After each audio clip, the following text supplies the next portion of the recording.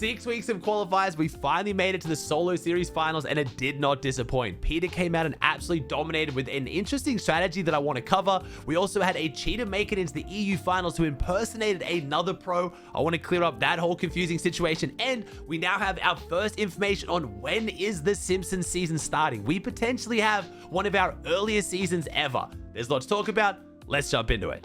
All right, so what is going on with the Simpsons season? We basically had the map and a whole bunch of stuff leaked, but the one thing we didn't know is, when does it start? What is the actual downtime? And we now have leakers confirming that. So we had Blordson tweet out, event date seems to be November 1st at 12:30 p.m. ET, which is very early for an event time. Usually events are much later than that, so I don't really know how that's going to go. He said Fortnite added the event flag for the event quest that ends at that same hour. If so, downtime should end at 4:30 p.m. ET. Now, there is a bit of confusion. I'm trying to get to the bottom of this myself right now. There is a night downtime, which in the past is like the black hole. But don't panic. It doesn't mean it has to be really long. It's just when you go onto Fortnite, you can actually log in, but then when you try to play, there's some kind of cinematic playing. Remember when the map flipped and you could go in and you could like see the water and you're swimming around? Things like that. It could last for an hour. It could last for 2 days. Leakers seem to think it's not going to be a very long downtime, but that's what's kind of confusing people. Blordson did respond saying it could be wrong since it's used for both the event quest, Aang, Kang, and Kodos, but as of now, it's the only lead we have. Mini Season 2, which is the Simpsons season, should start the same day at 4:30 p.m. ET since it's the hour where night downtime screen post event ends. So again, it's supposed to be a very short night downtime, so hopefully we're into the new season playing at 4:30 p.m. ET.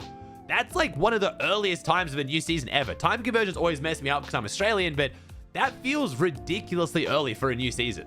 All right, let's talk about the solo series final. This was such an exciting finals to watch. It did feel like a mini FNCS. Yes, it had a lot of the issues that we had in the Eraser tournament. The Storm Surge was kind of brutal. The mid games, a little bit slow at times. If you watch, you know what I'm talking about. The end games were super exciting. EU especially came right down to the wire. It was such an exciting close tournament, but there was one issue. Again, we talked a whole bunch about the reason why this format existed. 6 weeks of qualifiers, one final is to get rid of cheaters. Fortnite is trying to avoid paying out cheaters. And for the most part, they've done a really good job. But unfortunately, a cheater slipped through. And I'm going to address this for 2 reasons. Firstly, because it did really affect the tournament. Hari, a player, ended up coming 4th in the EU finals, ended up going down to the cheater game 1. This is what the clip looked like.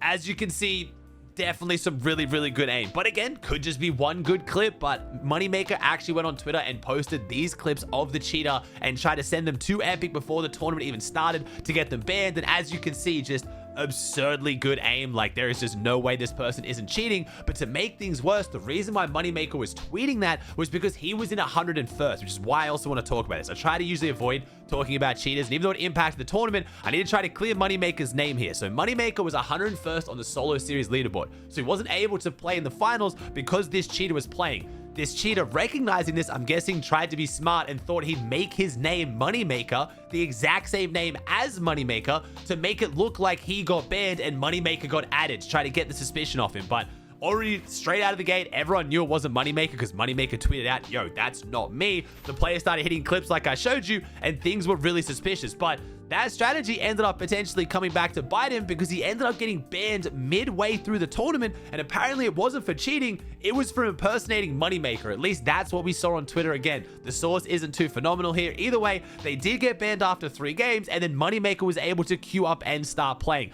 Moneymaker came out of the gate swinging. His first game in the tournament, he got a 7 elim 4th, absolutely popping off. He ended up finishing the tournament in 37th with only 3 games, half the games of everyone else, which is just insane. With the point average that he got, if he got to play out all 6 games, he would have placed most likely top 10. Of course, we'll never know, but I wanted to clear Moneymaker's name because people are really confused. They're like, wait, Moneymaker's in finals and he's cheating?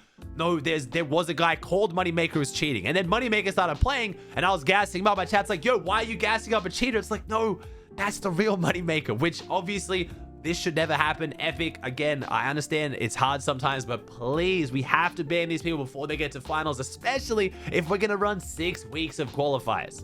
Despite this strange start, it was actually such an exciting tournament with an insane finish that I'll show you in a second, but it came right down to the very wire, and we had Teeny win it all on 231 points, which is huge, not just for Teeny, but also for all the controller players out there. Teeny was the EU controller champion, proving the controller players still can do it on the hardest region. Unfortunately, Teeny went a little bit quiet throughout trios, but as soon as duos has come back, has been absolutely popping off. Remember, he came second in the E-Razor $100,000 solo land finals, and then first place in the solo series finals. That level of consistency is ridiculous. I want to talk about second place Cammy on 226 because he came first in E-Razor and second in solo series. So both these guys coming first and second, then second and first, which is just ridiculous. Again, we're used to team game modes like duos and trios where, you know, multiple top 2 finishes while still being crazy isn't as insane. But in solos, with 99 other players in the lobby, one single mistake, you go down. That's one of your 6 matches. This is insane. Both these players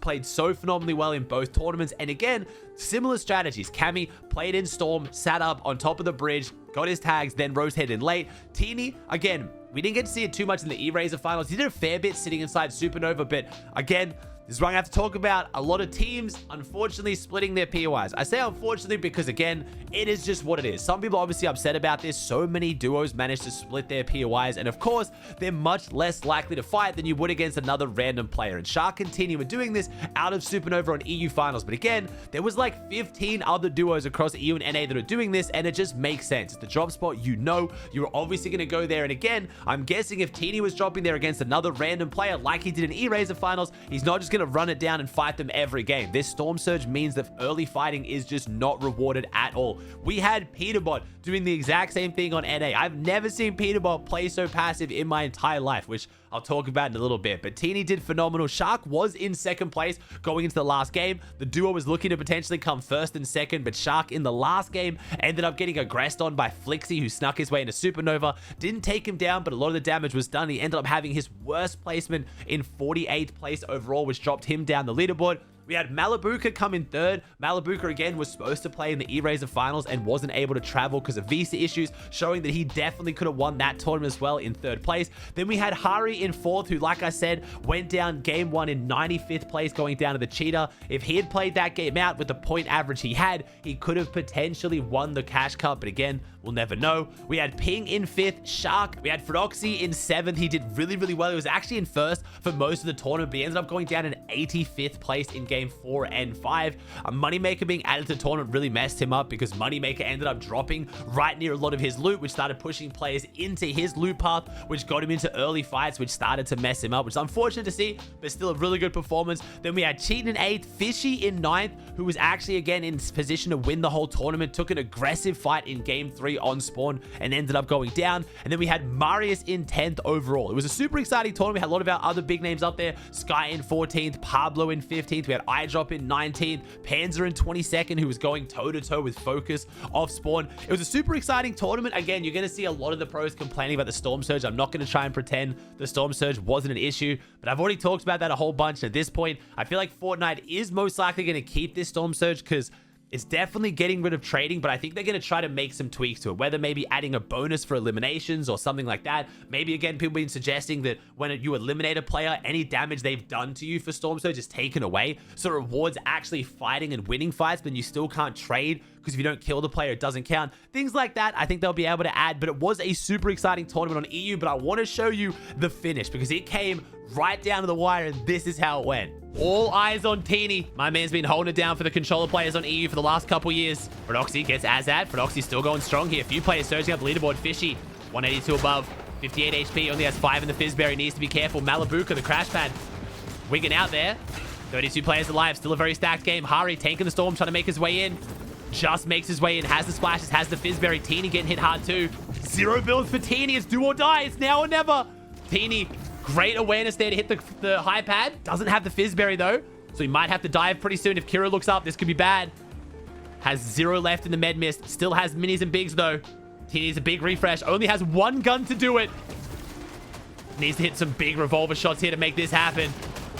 Drops down to lower layers. Gets himself into all builds. Doesn't have any of the edits though. Players ahead of him is Kurama. Controller on controller violence here. Kurama takes down Teeny. 2-3-1. Wait a second. Hari could take this. Malabuka could also overtake here. One of the favorites coming into today. Qualified for the E-Razor finals. Didn't get his visa. Unfortunately, was unable to attend. Trying to make up for it here. Squirrel goes down. Malabuka around the corner. Takes down. No remorse indeed. 40 builds. Has the minis, has the Fizzberry jar. No white heals though either. Makes it down to low ground. Phronoxy goes down. Hari goes down on the low ground. 216. It might hold. Teeny might hold on 230. Can Malabuka overtake him? Been one of the most dominant solo players in the last few years. If I'm Teeny, I'm not happy to see Malabuka, the one to maybe beat me. Beautiful stare from Malabuka. Recognizes Scrolls on the wall. Chucks the stare up. Blocks off the shot. Scrolls stops aggressing. Cammy, 198 points. Won yesterday's tournament. Can he win 2 in a row? I don't know if there's enough points left. I think it's going to come down to Malabuka. Top 10 situation. Eye drop. That could have been a freebie. Malabuka doesn't want to end it on it. Playing safe. Scroll goes for the refresh. Malabuka lurking for it. 0 builds. Gets the refresh. 10 more builds. Malabuka getting everything you can to keep this going right now. Velo spraying it from above. 3 builds. Malabuka 219. He needs to do more. Storm Sickness takes a 30 tick. Storm Sickness might be the difference. Big refresh from Malabuka. Farms the brick. No, goes down around the corner. It's Cammy 2-1-2. I'm no mathematician, but I'm pretty sure even if Cammy wins this game, he doesn't win, but I don't know. There's a lot of points up for grabs. 6 points worth of elims. First is 9 points. I don't know how much second is. Cammy doesn't get the elim. It's Cammy versus Kurama. Kurama, one of the favorites coming in here. Unfortunate day, but can Cammy put him down and win the tournament? Cammy takes him down. 216, 12. No, it's not going to be enough. 226. It's just not enough. He needed 2 more eliminations. Now, as always feels like the story with NA of the last couple years, it was such an exciting tournament, but it definitely didn't come right down to the wire. At least not for first place. First place was none other than Peterbot. 339 points. Mind you, again, just to remind you, Teeny won EU on 231 points. Over 100 points clear of the EU win. Now, Higgs and Bolts also played phenomenally as well. They got super high points, but Peterbot had the game plan. Again, if there's any been talks about Peterbot, you know, lack of passion, he's not enjoying the game anymore, he's going to quit. He came into this solos with a very clear strategy that was prepared, and he executed phenomenally. Again, him and Poyo both dropping Ranger's Rest, where they were obviously not going to fight off spawn, left Peterbot with a whole bunch of loot near the mid-map, and he played this perfectly. Would get all the loot, get a few early tags, he would then just box up and sit in the box for like 15 minutes, tanking Storm until half zone appeared, and would then either rotate off crash pads or launch pads, get in, he would rotate in on dead side, and then he'd just be chilling there 555 max meds with his Storm Surge vibing out. He wouldn't even carry 2 guns. He was only carrying 1 weapon, which is a strategy a lot of pros implemented. It is not a coincidence that Higgs doing the same thing with clicks at OXR, and then Bolts doing the same thing with 8 corner Supernova, just like Teeny was the winning strategy. So again, don't want to kind of take this away from the winners. The pros who did well and adapted to the Storm Surge and came up with strategies deserve to win this tournament. They deserve to come out on top. But you're going to see a lot of players who are expected to do much better. Muzz being one of the main ones on NA, for example, who are just dropping edge map. And with this new Surge, it was a nightmare. It was extremely hard to overcome. And again, it's not a coincidence. If you go through the leaderboard on EU and NA, almost all of these teams in the top 10 were uncontested at POIs doing something very, very similar. It was the strongest way because you don't need to get damaged. You don't need to stay in zone anymore or tag anyone or do anything. Once you get a few tags, you just sit in your box and wait. And if you can do that, you're going to do really well. But as Peterbot always does, he executed the best on the strategy and had flawless endgames. That means he still had to survive the solo endgames with only 1 gun or get a refresh and get his loot. Let's not pretend that Peterbot wasn't fragging out. He still had 26 eliminations, by the way, which again, if we compare that to Teeny had 12. So P was still fragging out. It just wasn't in the early and mid game like he would normally do. It was all in the end game. He got a 6 elim 8th, 4 elim 4th, 5 elim 6th, 4 elim 2nd, 5 elim 13th, and a 2 elim 16th. You cannot beat that kind of consistency in solos. Like, that is never going to lose. So Peterbot showed up big. He won the first solo set lobby tournament we've seen in such a long time. So if there's any fears or concerns that Peterbot might be losing passion for the game, he's going to fall off. It might just be duos right now he doesn't care about. And this is his chance to show up and prove that he is still the best player right now, at least in NA. The world, we'd have to see if they combine these lobbies. Higgs played phenomenally well, got second place on 292, only beating Bolts by 4 points. The last game on NA came right down to the wire. This is how it went. 16 builds. Only got wood here for Pete, though, trying to hold on. 3-3-3. He's now gotten 100 points clear of the winner on EU, basically, by the way. Just so you know how well Higgs has played. Higgs has gotten over 30 points lead on the winner of EU. But unfortunately, the story with NA, it looks like it won't be enough. Bolts, 30 builds.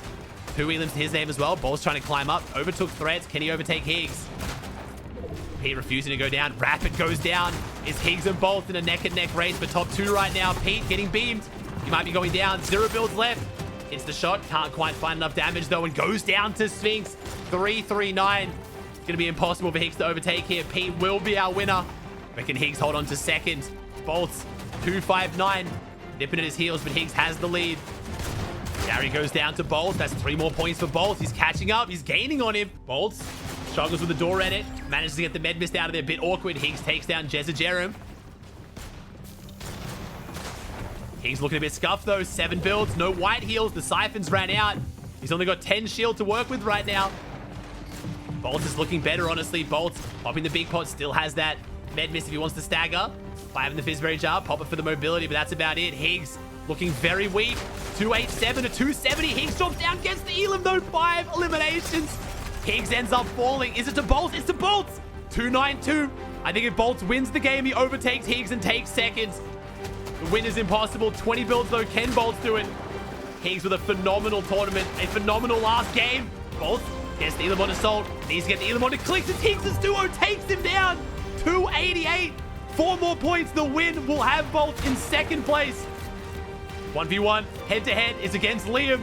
Liam's had a great end to this tournament. 3 elims, 1 build. Can Bolt do it?